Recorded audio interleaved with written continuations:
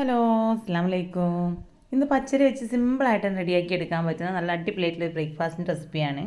അപ്പോൾ വളരെ പെട്ടെന്ന് തന്നെ നമുക്കിത് റെഡിയാക്കി എടുക്കാനായിട്ട് പറ്റും. അപ്പോൾ ഇതിനായിട്ട് ഞാനിവിടെ കുതിർത്തെടുത്തിട്ടുള്ള 1 കപ്പ് പച്ചരി മിക്സിയുടെ ജാറിലേക്ക് ചേർത്ത് കൊടുത്തിട്ടുണ്ട്. ഇതിലേക്ക് 1/4 കപ്പ് വീതം ചോറും എടുത്തിട്ടുള്ള തേങ്ങയും ചേർത്ത് കൊടുത്തതിന് ശേഷം 1 ടീസ്പൂൺ പഞ്ചസാരയും 1/2 ടീസ്പൂണോളം ഇൻസ്റ്റൻറ്റ് ഈസ്റ്റും ആവശ്യത്തിനുള്ള വെള്ളവും കൂടെ ഒഴിച്ചിട്ട് ഇതിനെ നല്ല പോലെ ഒന്ന് അരച്ചിട്ടെടുക്കാം. അപ്പോൾ ഞാനിവിടെ ഒരു 3/4 കപ്പ് വെള്ളമാണ് ഇതിലേക്ക് ചേർത്ത് കൊടുത്തിട്ടുള്ളത്. അപ്പോൾ അത് അരച്ചെടുത്തുള്ള മാവ് മുഴുവനായിട്ട് ഒരു ബൗളിലേക്ക് ചേർത്ത് കൊടുക്കാം. ഇനി ഈ സെയിം ജാറിലേക്ക് തന്നെ കുറച്ചുകൂടെ ഒന്ന് വെള്ളം ചേർത്തിട്ട് ഞാൻ നമ്മുടെ ഈ ഒരു മാവിലേക്ക് തന്നെ ഒന്നും കൂടെ ഒന്ന് തിരിച്ചൊഴിച്ച് കൊടുക്കുന്നുണ്ട്. അപ്പോൾ 1 ടേബിൾ സ്പൂണോളം വെള്ളം മാത്രം ചേർത്ത് കൊടുത്താൽ മതിയാവും. ഇനി ഇതെല്ലാം കൂടെ നല്ല പോലെ ഒന്ന് മിക്സ് ചെയ്തിട്ടെടുക്കാം. ഇനി ഇതിനെ 1 മണിക്കൂറോളം ഒന്ന് റെസ്റ്റ് ചെയ്യാനായിട്ട് മാറ്റി വെക്കാം.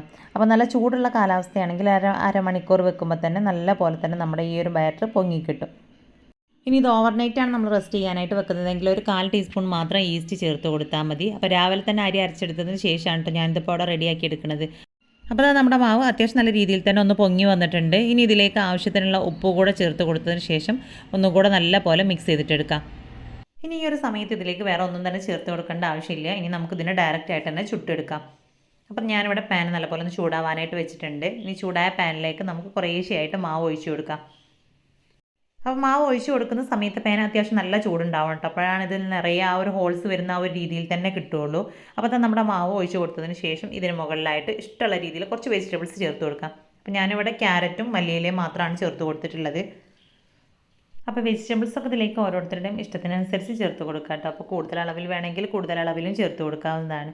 അപ്പോൾ ഞാനിവിടെ ക്യാരറ്റും മല്ലിയിലയും മാത്രമാണ് ഇതിലേക്ക് ചേർത്ത് കൊടുത്തിട്ടുള്ളൂ. അപ്പോൾ അതെല്ലാ ഭാഗത്തേക്കും നല്ലപോലെ ഒന്ന് ഇട്ട് കൊടുത്തതിന് ശേഷം നമുക്കിതിനെ ഒരു 2-3 മിനിറ്റ് ഒന്ന് അടച്ച് വെച്ച് കൊടുക്കാം. അപ്പോൾ മുകൾ ഭാഗമൊക്കെ നല്ല രീതിയിൽ തന്നെ കുക്കായി വന്നതിന് ശേഷം ഇതിനെ ഒന്ന് തിരിച്ചിട്ട് കൊടുക്കാം. അപ്പോൾ അതിൻ്റെ മുകളിലിട്ട് കൊടുത്തിട്ടുള്ള ക്യാരറ്റൊക്കെ ഒന്ന് കുക്കായി കിട്ടാൻ വേണ്ടിയിട്ടാണ് ജസ്റ്റ് ഒന്ന് തിരിച്ചിട്ട് കൊടുത്താൽ മതി കേട്ടോ. ക്യാരറ്റൊക്കെ നമ്മൾ ഗ്രേറ്റ് ചെയ്തെടുത്തതുകൊണ്ട് തന്നെ പെട്ടെന്ന് തന്നെ കുക്കായിട്ട് കിട്ടും. അപ്പോൾ അതേപോലെ തന്നെ മല്ലിയിലയും പെട്ടെന്ന് ഒന്ന് റെഡി ആവുമല്ലോ. അപ്പോൾ അത് എല്ലാം ഒന്ന് തിരിച്ച് മറിച്ചിട്ട് കൊടുത്തിട്ടുണ്ടെങ്കിൽ നമുക്കിതിനെ പാനിൽ നിന്നും മാറ്റി കൊടുക്കാം. ഇനി സെയിം രീതിയിൽ തന്നെയാണ് ഞാൻ ബാക്കിയുള്ളതും കൂടെ റെഡിയാക്കി എടുത്തിട്ടുള്ളത്. അപ്പോൾ ഇഡ്ഡലിപ്പൊടിയൊക്കെ നമുക്ക് റെഡിയാക്കി വെച്ചതുണ്ടെങ്കിൽ ഈ ഒരു സമയത്ത് ഇതിന് മുകളിലൊക്കെ ആയിട്ടൊന്ന് ഇട്ട് കൊടുത്തിട്ട് റെഡിയാക്കി എടുക്കുകയാണെന്നുണ്ടെങ്കിൽ കുറച്ചും കൂടെ നല്ല ഒരു ടേസ്റ്റ് ആയിരിക്കും കേട്ടോ. അപ്പോൾ അതേപോലെ തന്നെ കുട്ടികൾക്കൊക്കെ റെഡിയാക്കി കൊടുക്കുന്ന സമയത്ത് അതിലേക്ക് കുറച്ച് നെയ്യൊക്കെ ചേർത്ത് കൊടുത്ത് റെഡിയാക്കി കൊടുക്കുകയാണെങ്കിൽ കുറച്ചും കൂടെ ഹെൽത്തി ആയിരിക്കും. അപ്പോൾ വലിയവർക്കൊക്കെ റെഡിയാക്കി എടുക്കുന്ന സമയത്ത് ഒട്ടും തന്നെ ഓയിലോ അല്ലെങ്കിൽ നെയ്യൊന്നും യൂസ് ചെയ്യാൻ ഇഷ്ടമില്ലാത്തവരാണെങ്കിൽ ഈ ഒരു സെയിം രീതിയിൽ തന്നെ റെഡിയാക്കി എടുത്താൽ മതി.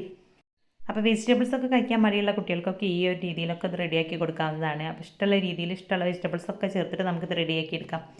അപ്പോൾ തലേന്നൊക്കെ അരി അരച്ച് വെക്കാനൊക്കെ മറന്നു പോകുന്ന ദിവസങ്ങളിലൊക്കെ രാത്രി കിടക്കാൻ പോകുന്ന ആ ഒരു സമയത്ത് കുറച്ച് അരി വെള്ളത്തിലിട്ട് വെച്ച് നമുക്ക് രാവിലെ ഇൻസ്റ്റൻ്റ് ആയിട്ട് തന്നെ അത് റെഡിയാക്കി എടുക്കാനായിട്ട് പറ്റും. അപ്പോൾ ദിവസം മുഴുവൻ വെച്ചാൽ നല്ല സോഫ്റ്റ് ആയിട്ട് തന്നെയാണ് നമ്മുടെ ഈ ഒരു പലഹാരം ഉണ്ടാവുക.